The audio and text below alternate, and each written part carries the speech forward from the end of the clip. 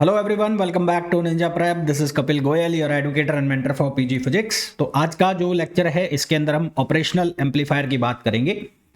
Short and sweet way में हम operational amplifier को पढ़ेंगे। हालांकि ओपैम के अंदर काफ़ी सारी चीज़ें होती है पढ़ने के लिए, पर हम इस लेक्चर के अंदर वो बात करेंगे जो एग्जाम में ज़्यादातर पूछी जाती है और आपको जानना जिनके बारे में ज़रूरी है। ठीक है, तो चलिए स्टार्ट करते हैं ओपैम से। तो सबसे पहले हम ये बात कर लेते हैं कि ओपैम का जो आपको सिंबल दिखेगा वो किस तरह का सिंबल दिखेगा, उसमें इन्वर्टिंग क्या होता है, नॉन इन्वर्टिंग क्या होता है। आइडियल ओपैम की कंडीशन में जब आप इनपुट सिग्नल देंगे तो किस तरह के आपको आउटपुट मिलेंगे, जिनके ऊपर क्वेश्चन बन जाते हैं, है ना। तो सबसे पहले ओपैम का हम सिग्नल बना लेते हैं। जो सिंबल है, सिंबल सॉरी, तो कुछ इस तरह का सिंबल बनेगा ओपैम का। यहां पर अगर मैं माइनस लिख रहा हूं, यहां पर प्लस लिख रहा हूं, यहां पर हमारे पास आ गया आउटपुट, ये आ गया आउटपुट। यहां पर एक टर्मिनल ये हो गया माइनस वाला, एक टर्मिनल हो गया ये प्लस वाला। माइनस वाला जो टर्मिनल है उसको हम बोलते हैं इन्वर्टिंग टर्मिनल। ठीक है, इसको हम बोलते हैं इन्वर्टिंग टर्मिनल। और ये जो प्लस वाला टर्मिनल है इसको हम बोलते हैं नॉन इन्वर्टिंग। इसको हम क्या नाम देते हैं, नॉन इन्वर्टिंग। इन्वर्टिंग का मतलब होता है पलट देना, मतलब इसको जो भी सिग्नल दिया जाएगा उसको 180 डिग्री से घुमा देगा, इन्वर्टिंग। और नॉन इन्वर्टिंग का मतलब है जो 0 डिग्री से फेस चेंज करेगा। नॉन इन्वर्टिंग का मतलब है जो 0 डिग्री से फेस चेंज करेगा। तो इन्वर्टिंग जो शब्द है, इन्वर्टिंग, इन्वर्टिंग का मतलब है अगर इसको इस तरह से आपने सिग्नल दिया तो ये क्या करेगा, इसका फेस चेंज कर देगा, ऐसे घुमा देगा इसको। तो 180 डिग्री फेस चेंज जब भी आप इन्वर्टिंग के ऊपर सिग्नल दोगे तो 180 डिग्री से ये क्या करेगा, फेस चेंज करेगा। और नॉन इन्वर्टिंग का मतलब क्या होता है, नॉन इन्वर्टिंग किसी तरह का कोई चेंज नहीं करेगा। तो नॉन इन्वर्टिंग का मतलब हुआ अगर आपने ये सिग्नल दिया तो ये क्या करेगा, सेम ऐसा ही सिग्नल रहने देगा। तो 0 डिग्री फेस चेंज। तो यहां क्या होगा, 0 डिग्री फेस चेंज किसके केस में, नॉन इन्वर्टिंग के केस में। अब इसके अलग अलग केस बन सकते हैं, जैसे कि एक केस ये बन सकता है, केस में बना देता हूं जो आपसे क्वेश्चन में पूछ लिए जाते हैं कि इस तरह का सिग्नल बना के दे दिया आपको। ये एक आपको यहां पर माइनस, यहां पर प्लस, यहां इसकी कर दी ग्राउंडिंग, ये इस तरह से ग्राउंडिंग की जाती है। और यहां पर आ गया आउटपुट, यहां आउटपुट आ गया, और यहां पर है इनपुट। ठीक है, यहां पर क्या है, इनपुट है, और इनपुट पर सिग्नल प्रोवाइड करा रहे हैं, ये इनपुट है। और इनपुट यहां पर माइनस पे है तो इन्वर्टिंग पे, तो यहां पर सिग्नल प्रोवाइड कराया और ये सिग्नल इस तरह से कराया। तो इसका जो आउटपुट सिग्नल आएगा, आउटपुट सिग्नल वो कुछ इस तरह का आएगा, ये आउटपुट सिग्नल हो गया।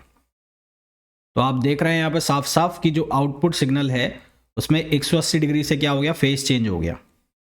उसमें 180 डिग्री से क्या हुआ, फेस चेंज हुआ। इसी तरह से यदि मैं इसको कहां पर देता हूं, नॉन इन्वर्टिंग पर देता हूं, नॉन इन्वर्टिंग पर देंगे तो डायग्राम कुछ इस तरह से बनेगा। यहां पर हो गया ये माइनस, यहां पर हो गया ये प्लस, और यहां पर हमने कर दी इसकी ग्राउंडिंग, ये ग्राउंडिंग की।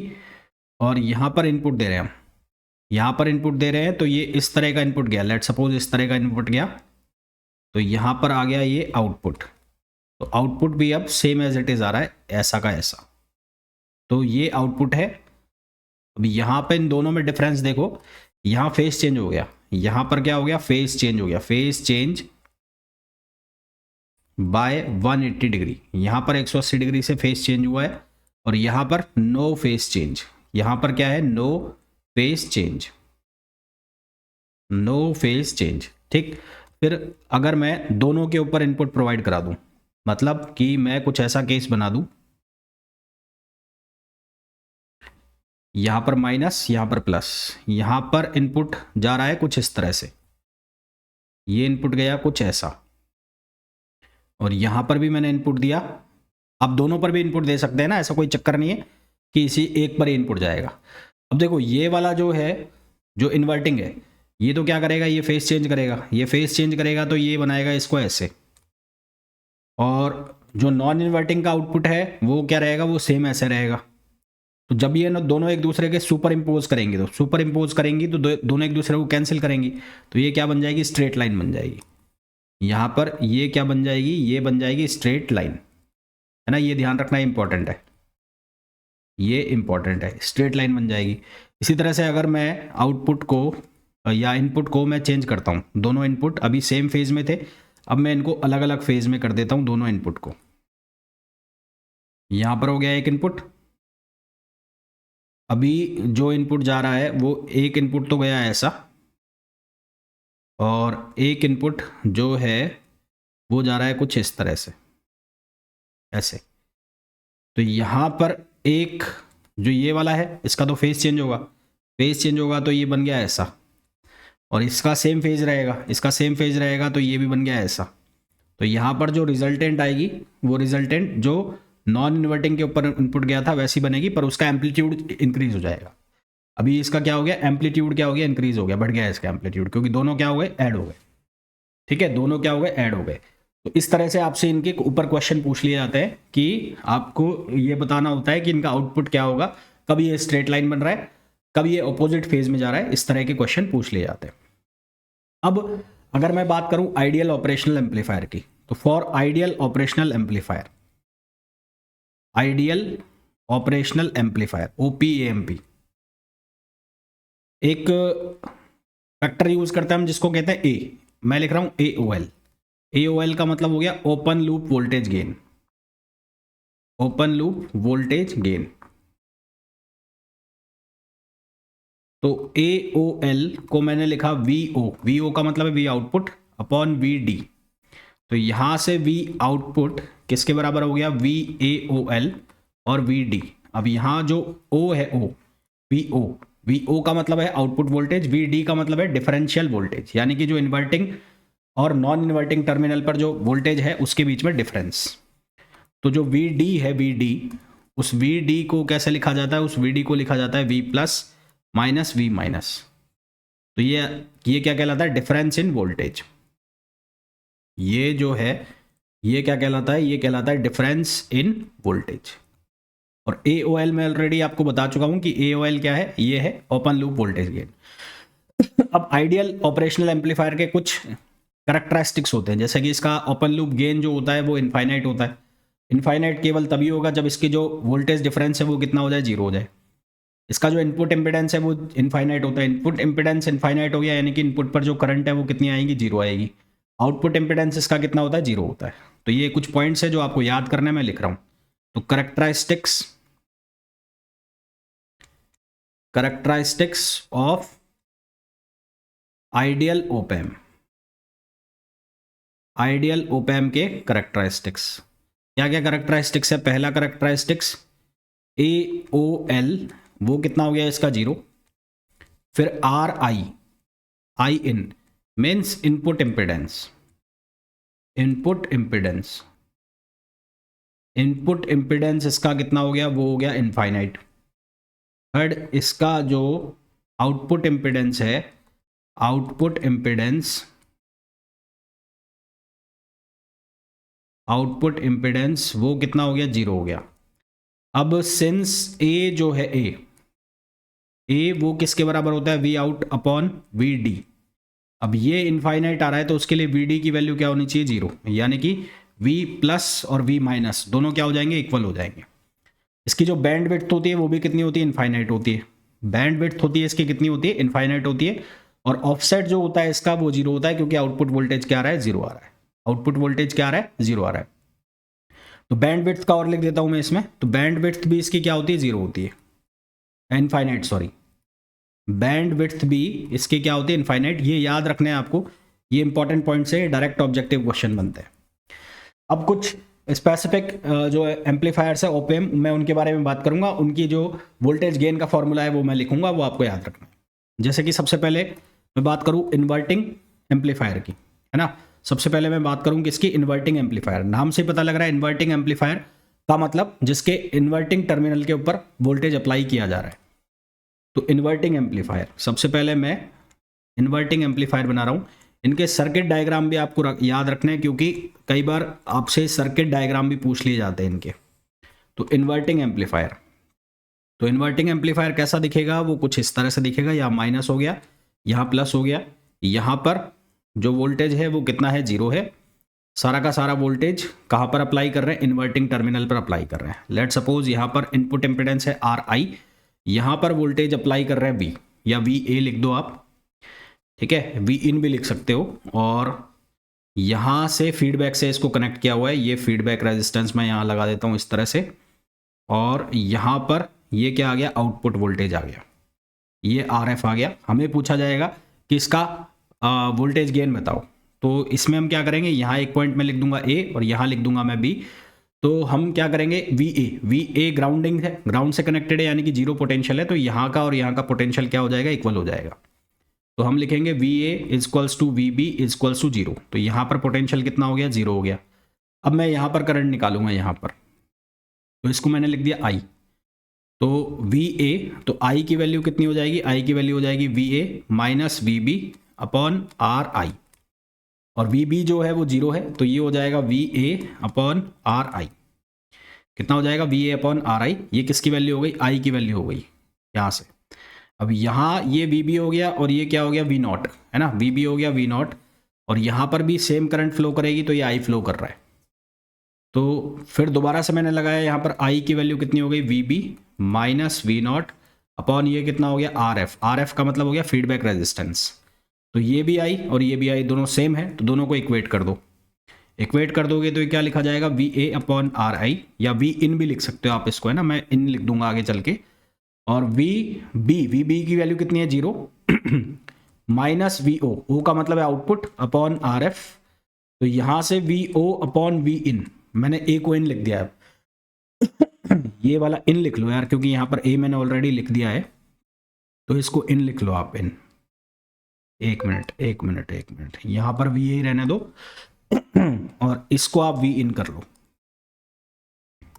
इसको आप V इन कर लो। तो V इन लिख देता हूं मैं यहाँ पर, V in minus V minus VB, यहाँ पर भी V इन।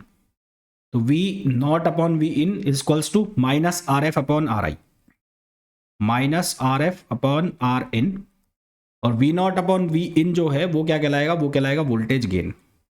तो यहाँ से वोल्टेज गेन जो हो जाएगा वो कितना हो जाएगा, minus RF upon R in, और ये वोल्टेज गेन विद फीडबैक है, क्योंकि यहाँ फीडबैक दिख रहा है आपको, तो ये किसके साथ है, विद फीडबैक, ये वोल्टेज गेन विद फीडबैक है। तो जो इन्वर्टिंग एम्पलीफायर है उसका जो वोल्टेज गेन आ रहा है वो कैसे निकाल रहे हो, वो निकाल रहे हो फीडबैक का resistance upon input resistance. Formula याद रखना, ऑब्जेक्टिव क्वेश्चन बनता है सीधा सीधा। उसके बाद दूसरा आता है हमारे पास non inverting amplifier. Non inverting amplifier यानी कि यहाँ पर जो आउटपुट, जो इनपुट अप्लाई होगा वो किसके ऊपर होगा, वो होगा नॉन इन्वर्टिंग टर्मिनल के ऊपर। मीन्स कुछ इस तरह का कनेक्शन होगा, यहाँ माइनस, यहाँ प्लस, यहाँ माइनस हो गया, यहाँ क्या हो गया, प्लस हो गया। अब जो वोल्टेज है वो आपको कहाँ पर उठा के लगा देना है, वो लगा देना है नॉन इन्वर्टिंग टर्मिनल के ऊपर। तो नॉन इन्वर्टिंग टर्मिनल जो है वो ये है, इसके ऊपर मैं वोल्टेज अप्लाई कर रहा हूँ, तो ये मैंने वोल्टेज अप्लाई कर दिया, यहाँ प्लस, यहाँ माइनस, और ये वोल्टेज मैंने लगा दिया यहाँ पर। ये हमारे पास नॉन इन्वर्टिंग टर्मिनल है और ये नॉन इन्वर्टिंग टर्मिनल यहाँ पर मैंने कर दी इसकी ग्राउंडिंग, इसको मैंने लिख दिया इनपुट इम्पिडेंस। यहाँ मैं कनेक्ट कर देता हूँ इसको किससे, इसको कनेक्ट कर देता हूँ मैं RF से, RF मतलब फीडबैक रेजिस्टेंस, और ये हो गया आउटपुट, तो ये हो गया RF फीडबैक रेजिस्टेंस। अब यहाँ पर निकालना है, तो यहाँ पर एक पॉइंट मान लो A और एक पॉइंट मान लो B। VA के ऊपर जो वोल्टेज होगा वही वोल्टेज कहाँ पर होगा, B के ऊपर होगा, है ना, वही वोल्टेज कहाँ पर होगा, B के ऊपर होगा। तो सबसे पहले किसकी वैल्यू निकाल लोगे, I की वैल्यू निकाल लोगे। तो यहाँ VA और इसको कनेक्ट कर दो आप, यहाँ पर करंट मान लो I, जो करंट यहाँ फ्लो हो रही है वही करंट यहाँ पर फ्लो होगी। तो I की वैल्यू निकालोगे तो वो कितना निकलेगा, वो निकलेगा VB minus V0, VB minus zero, क्योंकि ये ग्राउंडिंग हो रही है, अपॉन RI। तो यहाँ से I की वैल्यू कितनी आ जाएगी, I की वैल्यू आ जाएगी VB अपॉन RI। ये किसकी वैल्यू आ गई, I की वैल्यू आ गई ठीक है। और VA और VB दोनों क्या है, इक्वल है। इसी तरह से हम ये किसके लिए निकाल लेंगे, हम फीडबैक रेजिस्टेंस वाले पार्ट के लिए निकाल लेंगे, और वहां से निकालने के बाद हम फॉर्मूले में जब वैल्यू रखेंगे तो हमारे पास इसका जो फॉर्मूला आता है फीडबैक, इसकी वोल्टेज गेन का, वो आता है 1 प्लस RF अपॉन RI। क्या फॉर्मूला आता है, AV यानी कि voltage gain equals to 1 plus RF upon RI। ये हमारे पास फॉर्मूला आता है नॉन इन्वर्टिंग एम्पलीफायर का, नॉन इन्वर्टिंग एम्पलीफायर का ये फॉर्मूला आता है। फिर उसके बाद डिफरेंशियल एम्पलीफायर हमारे पास थर्ड आता है, डिफरेंशियल एम्पलीफायर। कौन सा आता है, डिफरेंशियल एम्पलीफायर।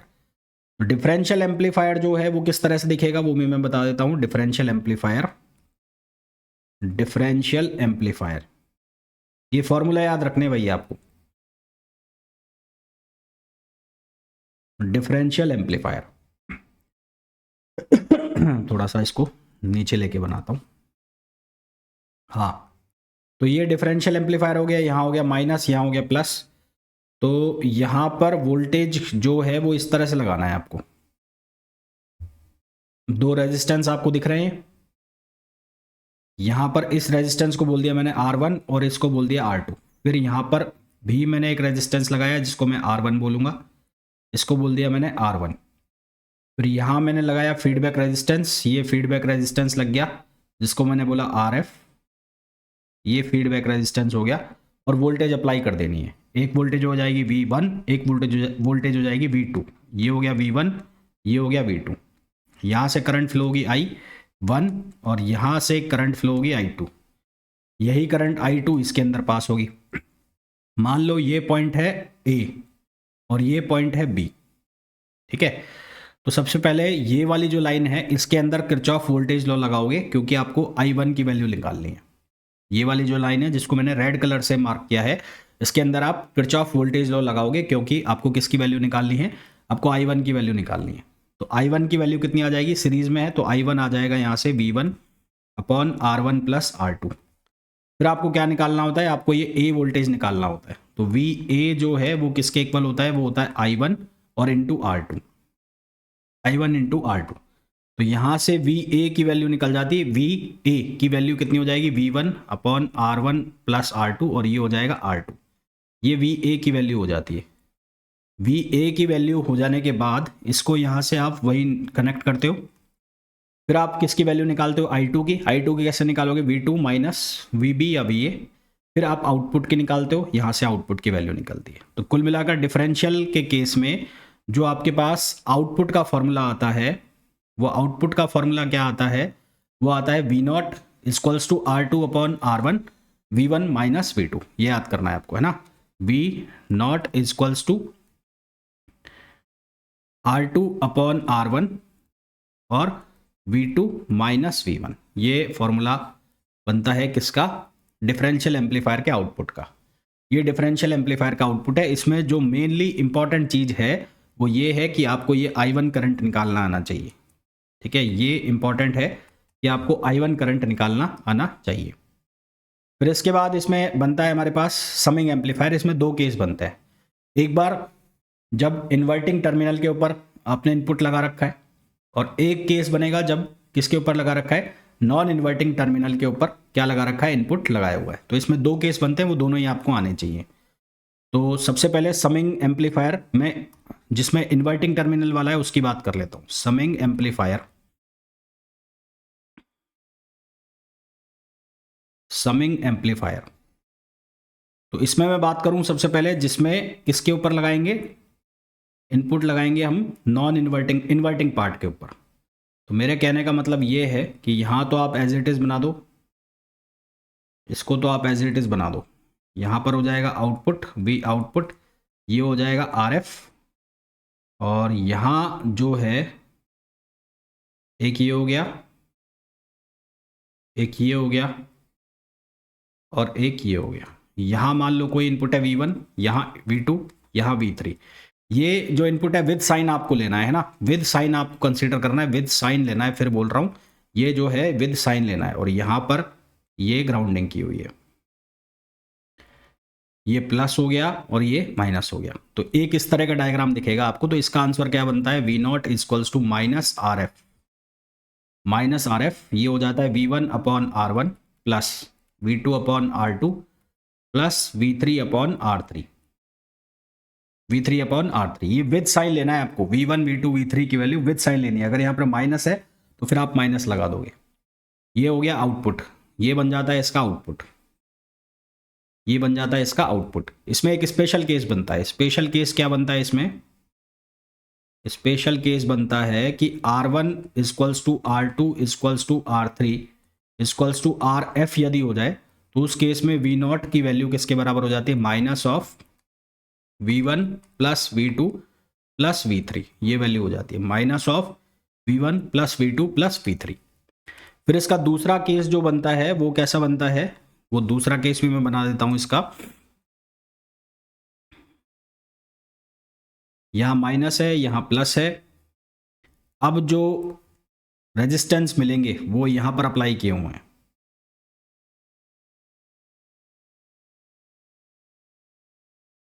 रेजिस्टेंस जो है वो यहां पर लगाए हुआ है। ये हो गया R1, ये हो गया R2, ये हो गया R3, ये हो गया V1, ये हो गया V2 और ये हो गया V3। यहाँ पर इनपुट लगा हुआ है और ये ग्राउंडिंग कर देंगे। यहाँ पर RF है और यहाँ पर आ गया आउटपुट, ये V आउटपुट आ गया। यहाँ पर है RF और इसको थोड़ा सा मैं सही कर देता हूँ, ये, और इसकी हमने कर दी यहाँ से ग्राउंडिंग ऐसे। और ये हो गया R इन, इनपुट रेजिस्टेंस है ना। ये कौन सा हो गया, R इन, क्या हो गया, इनपुट रेजिस्टेंस। तो यहां पर फॉर्मूला कैसे निकालना है, ये हो गया इनपुट रेजिस्टेंस। तो ये इन्वर्टिंग टर्मिनल का केस है, तो इसमें जो फॉर्मूला बनता है ये बहुत बार क्वेश्चन पूछा जाता है। तो ये कैसे बनता है, 1 प्लस RF अपॉन R इन, ये R इन है, ये वाला R इन है और ये RF है। उसके बाद जो ये वाले लिखे हैं इसको कैसे लिखोगे, इसको लिखोगे आप V1 upon R1 plus V2 upon R2 plus V3 upon R3 upon 1 upon R1 plus 1 upon R2 plus 1 upon R3। तो इसके ऊपर काफ़ी बार क्वेश्चन पूछे जाते हैं, और ये वाला जो है, जो भी मैं अभी बता रहा हूँ आपको, इसके ऊपर काफ़ी बार क्वेश्चन पूछे जाते हैं। या फिर जो समिंग अप वाला केस है, सीरीज वाला, इन दोनों में घूम फिर के क्वेश्चन आते रहते हैं। तो इन दोनों को आप खासकर याद करना, खासकर देख के जाना इन चीज़ों को। फिर नेक्स्ट आता है तुम्हारे पास इंटीग्रेटर और डिफरेंशिएटर के केस। डिफरेंशिएटर नाम से पता लग रहा है जो डिफरेंस करेगा। मेनली जो ऑपरेशनल एम्पलीफायर है उसका काम क्या होता है, मैथमेटिकल ऑपरेशंस वो परफॉर्म करता है। तो डिफरेंशियल एम्पलीफायर कैसे दिखेगा, उसमें कैपेसिटर लग जाएगा पहले। तो डिफरेंशियल एम्पलीफायर जो है वो कुछ ऐसे दिखेगा, यहाँ माइनस, यहाँ प्लस, और ये हो गया आउटपुट, ये आ गया V आउटपुट, यहाँ पर आ गया RF, ठीक है, यहाँ पर क्या आ गया RF, और इनपुट आपने प्रोवाइड करा दिया यहाँ पर, ये इनपुट प्रोवाइड करा दिया, ये कैपेसिटर हो गया जिसका चार्ज हो गया C, कैपेसिटेंस हो गया C, यहाँ पर करंट जा रहा है, और यहाँ पर आपने कर दी ग्राउंडिंग, यहाँ पर क्या कर दी, ग्राउंडिंग कर दी, और एक रेजिस्टेंस लगा दिया आपने, ठीक है, क्या लगा दिया, रेजिस्टेंस। यहाँ पर रेजिस्टेंस भी लगा देता हूँ मैं, इसको B दे देता हूँ नाम।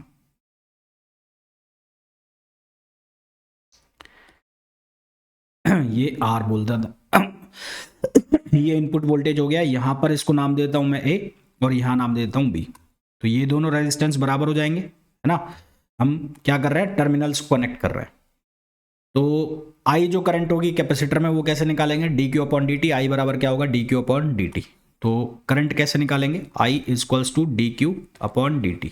ये मैं किसकी बात कर रहा हूँ, मैं बात कर रहा हूँ डिफरेंशिएटर की, मैं किसकी बात कर रहा हूँ, डिफरेंशिएटर की बात कर रहा हूँ। I equals to dq upon dt, क्योंकि q होता है c इंटू वी होता है। तो इसको आप क्या लिखोगे, इसको लिखोगे c dv अपॉन dt। इसको क्या लिख दोगे, c dv अपॉन dt।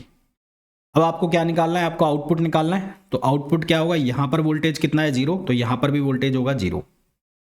तो इसके लिए इक्वेशन लिखोगे, इसके लिए तो क्या लिखोगे, इक्वेशन लिखोगे VB या VB, हाँ VB minus IRF equals to, ये कितना हो जाएगा, V आउट, कितना हो जाएगा, V आउट। अब VB जो है वो 0 है, तो माइनस IRF इक्वल्स टू, ये कितना हो गया, V आउट। तो आपको आउटपुट वोल्टेज निकालना है, तो output voltage minus IRF, I की वैल्यू कितनी है, C है, C dV अपॉन dt। तो ये कितना हो जाएगा, RF C, और फिर dV अपॉन dt को एज इट इज लिख देंगे dV अपॉन dt को एज इट इज लिख देंगे। तो ये हमारे पास क्या हो जाएगा, ये हमारे पास डिफरेंशिएटर का आउटपुट आ जाएगा। ये क्या आ जाएगा, डिफरेंशिएटर का आउटपुट आ जाएगा। अब डिफरेंशिएटर का उल्टा होता है इंटीग्रेटर, ठीक है, डिफरेंशिएटर का उल्टा होता है इंटीग्रेटर। इसमें क्या चेंज आएगा, जो कैपेसिटर है उसकी पोजीशन चेंज हो जाएगी। कई बार इनके सर्किट आपसे पूछ लिए जाते हैं कि which one of the following is the circuit of integrator. या which one of the following is circuit of differentiator. तो ये याद रखना आप। तो यहां पर क्या होगा, यहां पर ये ऑपरेशनल एम्पलीफायर बन गया। यहां आपने इन्वर्टिंग दे दिया नॉन इन्वर्टिंग को, तो ये नॉन इन्वर्टिंग कर दिया आपने, ये प्लस कर दिया, ये माइनस कर दिया, यहां पर लिख दिया आर, और यहां लगा दिया कैपेसिटर। ठीक है, कैपेसिटर की पोजीशन चेंज हुई है, बस इंटरचेंज कर दिया आप। तो इस इंटरचेंज करने से क्या इफेक्ट पड़ेगा वो हम देख लेते हैं। यहां कैपेसिटर लगा दिया जिसकी कैपेसिटेंस है सी। तो आई जो है, सबसे पहले आई निकालोगे यहां पर, तो यहां पर अगर बी है, यहां पर अगर ए है, तो यहां जीरो, तो यहां पर भी जीरो। तो यहां जो करंट फ्लो कर रहा है, मान लो आई करंट फ्लो कर रहा है, तो आई किसके बराबर होगा, वी इन अपॉन आर। यही करंट यहां फ्लो हो जाएगा। तो आई किसके बराबर होता है, D Q upon D T के, है ना। आई किसके बराबर होता है, D Q upon D T, और वी नॉट जो है वो किसके बराबर होगा, वो होगा V I minus I R. वो कैसे निकालोगे, ये करंट यहां पर भी फ्लो करेगा। अच्छा, यहां पर वोल्टेज, यहां वी नॉट, और यहां पर अगर वोल्टेज आपको लिखना है तो Q बराबर होता है सी बी, तो V बराबर क्या होगा, Q अपॉन सी। तो कैसे लिखूं यहां इक्वेशन, ये लिखूंगा मैं V A minus Q upon C is equals to V output. तो वी ए तो जीरो है, तो ये हो जाएगा zero minus Q by C और वी आउटपुट। तो यहां से हमारे पास वैल्यू आ जाएगी किसकी, वी आउटपुट की, और वो कितना आएगा, माइनस Q बाय सी। वो कितना आ जाएगा, माइनस Q बाय सी। ठीक है, अब Q जो है वो क्या होता है, डी क्यू, जो I है वो D Q upon D T होता है। तो Q क्या हो जाएगा, आई डी टी। Q की वैल्यू निकालेंगे तो वो कैसे निकालेंगे, इंटीग्रेशन आई डी टी। भाई since I is equals to D Q upon D T, तो Q क्या होता है, वो होता है आई डी टी। तो यहां से V आउटपुट जो है वो क्या बन जाएगा, माइनस वन अपॉन सी, और ये क्या हो जाएगा, आई डी टी हो जाएगा, माइनस वन अपॉन सी, ये क्या हो जाएगा, आई डी टी।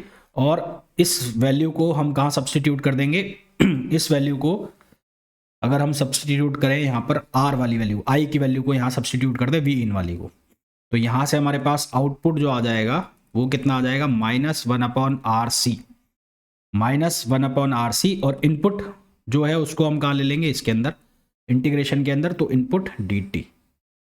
तो ये हमारे पास किसका फॉर्मूला बन जाएगा, इंटीग्रेटर का। तो ये हमें फॉर्मूले पूछ लिए जाते हैं इंटीग्रेटर के, डिफरेंशिएटर का सर्किट डायग्राम पूछ लिया जाता है, इंटीग्रेटर का पूछ लिया जाता है। तो ये आपको याद रखने होते हैं अगर आपको एग्जाम में नंबर लाने हैं तो।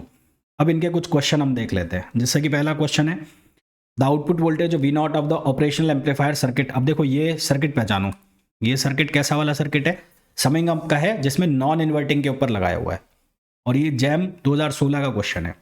तो सीधा सीधा फॉर्मूला यूज करो यहाँ पर, है ना, दिमाग लगानी नहीं है ज़्यादा। तो वी नॉट इक्वल्स टू क्या लिखते हैं, one plus R F upon R in, और फिर क्या लिखते हैं, V one upon R one plus V two upon R two plus V three upon R three upon one upon R one plus one upon R two और plus one upon R three. ये formula लिखते हैं। तो R one R two R three, इसकी value कितनी given है अपने को, इसकी वैल्यू है आर, और आर इन की जो वैल्यू है वो भी कितनी गिवन है, आर। और V one V two V three की वैल्यू कितनी है, V one equals to one, V two equals to two, और V three equals to three है। तो यहां वैल्यू डालो, V naught equals to one plus R F की value कितनी है, टू आर, तो टू आर अपॉन आर, फिर V one upon R one, V one upon R one, V two upon R to, V three upon R three. तो V one की value one plus ये two और ये कितना, three. इसी तरह से यहां पर हो जाएगा one upon R, one upon R, one upon R, तो आर कॉमन आके कैंसिल आउट हो जाएगा। तो ये बन जाएगा कितना, ये बन जाएगा वन, ये आर से आर कैंसिल, तो ये बन गया थ्री, और फिर ये कितना बन गया, सिक्स अपॉन थ्री। तो ये थ्री से थ्री कैंसिल हो गया, क्या आंसर आ गया, सिक्स आंसर आ गया। तो आंसर क्या आ जाएगा, सिक्स आंसर आ जाएगा, सिक्स। ठीक है, नेक्स्ट क्वेश्चन देखो। अब यहां पर देखो ये डायोड लगाया हुआ है, डायोड, ये डायोड लगाया हुआ है। डायोड का क्या मतलब है, अब यहां से करंट फ्लो करेगा तो ऐसे करेगा, यहां पर भी करंट फ्लो करेगा ऐसे, तो डायोड का मतलब हो गया कंडक्टिंग है, कंडक्टिंग, ये कंडक्टिंग डायोड है। और ये कंडक्टिंग डायोड है तो ये फिर सर्किट ऐसा बन जाएगा, ये सीधा तार लग जाएगा यहां से, सीधा तार। तो ये सीधा तार लग गया तो ये बन जाएगा क्या, फॉलोवर, है ना, क्योंकि ये शॉर्ट सर्किट हो गया यहाँ सीधा सीधा। तो यहां आ गया वी इन और ये आ गया वी आउट, तो ये शॉर्ट सर्किट हो गया, अब सीधा तार लग गया ना। यहाँ आर एफ और आर एफ तो है ही नहीं, खेल खत्म आर एफ का। तो यहाँ जो वी आउटपुट है वो कितना आ जाएगा, वी इनपुट के बराबर आ जाएगा। इस केस में वी आउटपुट और वी इनपुट दोनों इक्वल हो जाएंगे। तो हमें आंसर क्या पूछा है, ये पूछा है, तो आंसर क्या आ जाएगा, सी आ जाएगा मॉड लगा के। ठीक है, नेक्स्ट क्वेश्चन पे आ जाओ। अब नेक्स्ट क्वेश्चन के अंदर भी कुछ ऐसा ही किया हुआ है। इसमें यहाँ पर एक जीनर डायोड लगाया हुआ है, जीनर डायोड। इस जीनर डायोड की जो वोल्टेज है वो 4.7 है। अब 4.7 होने का मतलब है कि यहाँ पर भी जो वोल्टेज है वो कितना होगा, 4.7 होगा, और यहाँ पर भी जो वोल्टेज है वो क्या होगा, वो 4.7 होगा। तो ये जो लगा लगा के अलग से डिवाइस, चाहे कभी डायोड लगा रखा है कभी जीनर डायोड, तो ये डराने वाले केस है, बाकी इनमें क्वेश्चन में दम है नहीं। तो यहाँ पर आपको क्या निकालनी है, यहाँ पर आपको वोल्टेज निकालनी है ना, यहाँ पर आपको क्या निकालनी है, वोल्टेज निकालनी है। वोल्टेज कैसे निकालोगे, यहाँ पर आपको बोला गया है कि आउटपुट वोल्टेज 9 वोल्ट है, यानी कि यहाँ पर वोल्टेज है 9 वोल्ट। तो यहाँ पर वोल्टेज आ गया, तो यहाँ करंट निकाल लो आप सबसे पहले यहाँ पर। तो यहाँ करंट निकालोगे तो कैसे निकालोगे, करंट को ऐसे फ्लो करा दिया है, ऐसे ये सर्किट बना रहे हो, तो कैसे हो जाएगा 9 माइनस 4.7, क्योंकि जो वोल्टेज यहाँ पर है वही वोल्टेज यहाँ पर होगी, अपॉन आर। आर की वैल्यू कितनी है, 1 किलो ओम। तो यहाँ से आपके पास करंट आ जाएगा और वो आ जाएगा 4.3 मिली एम्पियर, 4.3 मिली एम्पियर।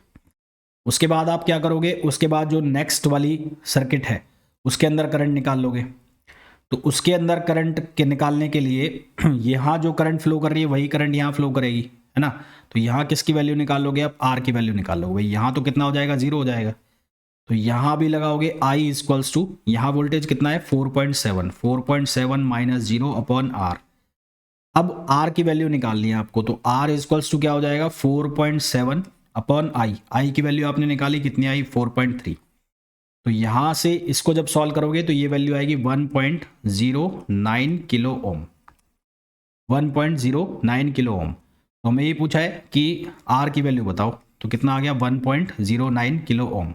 ये किसकी वैल्यू आ गई, आर की वैल्यू आ गई। ठीक है, बहुत सिंपल सा क्वेश्चन है, इस तरह से करना है। अब नेक्स्ट क्वेश्चन पर चलो। नेक्स्ट क्वेश्चन देखो, for the given circuit value of the base current I B of the NPN transistor. अब यहाँ पर ये 10 वोल्ट है, यहाँ पर ये कितना है 5 वोल्ट है। ठीक है, तो हमें क्या पूछा है, एनपीएन ट्रांजिस्टर, ये एनपीएन ट्रांजिस्टर लगाया हुआ है, ये हो गया एनपीएन, तो पी और ये हो गया एन और ये हो गया एन। तो ये हो गया कलेक्टर, ये हो गया बेस और ये हो गया एमीटर। यहाँ 5 वोल्ट है तो यहाँ पर 10 वोल्ट है, तो यहाँ पर 5 वोल्ट आ गया। वी की वैल्यू हमारे पास कितनी आ गई, 5 वोल्ट आ गई। तो यहाँ पर भी 5 वोल्ट आएगा और यहाँ पर भी 5 वोल्ट आएगा, यानी कि वी जो है वो हमारे पास कितना आ गया, 5 वोल्ट आ गया। तो हम क्या निकाल लेंगे, आई। तो आई किसके बराबर हो जाएगा, वी अपॉन आर। आर की वैल्यू कितनी रखी है, 1 किलो ओम। तो यहाँ से हमारे पास ये आ गया 5/1। तो 5/1 कितना हो गया 5 मिली एम्पियर। ये आई की वैल्यू हो गई 5 मिली एम्पियर, ये आई की वैल्यू हो गई। अब आई लगभग किसके बराबर होगा, आई सी के बराबर होगा, है ना। सेंस आई लगभग इक्वल टू है आई सी, तो वो भी कितना हो जाएगा 5 मिली एम्पियर। और बीटा हम पढ़ते हैं वो क्या होता है, वो होता है आई सी अपॉन आई बीटा। तो आई बीटा किसके बराबर हो जाएगा, वो हो जाएगा आई सी अपॉन बीटा। तो 5 मिली एम्पियर को हम डिवाइड करेंगे किससे, 50 से। तो 50 से डिवाइड कर देंगे तो हमारे पास आएगा आंसर 0.1 मिली एम्पियर। ठीक है, क्या आंसर आ जाएगा, 0.1 मिली एम्पियर। तो ये इंपॉर्टेंट चीज़ें थी ऑपरेशनल एम्पलीफायर की, किस तरह के क्वेश्चन आते हैं वो भी मैंने आपको बता दिया है। होपफुली ये लेक्चर आप लोगों के लिए बहुत ज़्यादा यूजफुल रहा होगा। तो मिलते हैं नेक्स्ट वीडियो में, till then thank you, bye bye.